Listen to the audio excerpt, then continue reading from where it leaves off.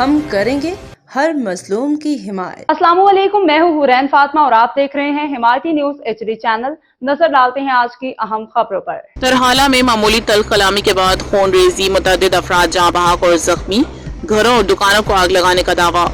مظفر آباد محمد امیر خان ذیشانی، نمائندہ حمایتی نیوز۔ آزاد جموں کشمیر کے دارالحکومت مظفر آباد کے حلقہ LA31 کھاوڑہ کی یونین کونسل کچیلی کے گاؤں ترحالہ میں گجر اور راجہ برادری کے درمیان مبینہ طور پر معمولی تلخ کلامی کے بعد صورتحال انتہائی کشیدہ ہو گئی۔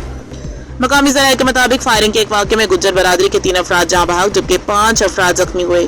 ذرائع کا مزید دعویٰ ہے کہ بعد ازاں راجہ برادری سے تعلق رکھنے والے راجہ خطاب المعروف لوٹھو اور ان کے بیٹے زیدی مبینہ پولیس مقابلے میں مارے گئے۔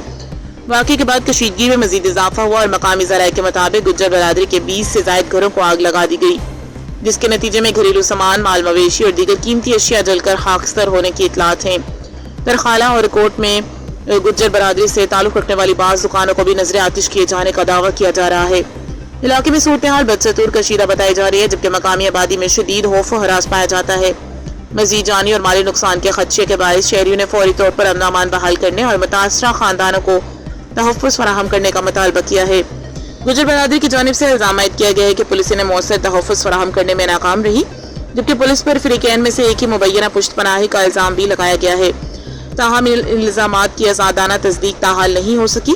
مقامی افراد نے آزاد کشمیر کی انتظامیہ، پولیس کے اعلیٰ حکام اور دیگر متعلقہ اداروں سے مطالبہ کیا ہے کہ واقعے کی شفاف اور غیر جانبدارانہ تحقیقات کرائے جائیں، ملوث افراد کے خلاف قانون کے مطابق کارروائی کی جائے، متاثرہ خاندانوں کے جان و مال کا تحفظ یقینی بنایا جائے اور علاقے میں فوری طور پر امن بحال کیا جائے۔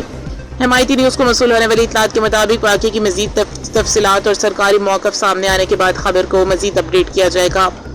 رپورٹ محمد امیر خان ذیشان، نمائندہ روزنامہ حمایتی نیوز۔ خبر رہیے ہر جگہ ہر وقت، جانیے ملکی و غیر ملکی حالات و واقعات یقین کے ساتھ۔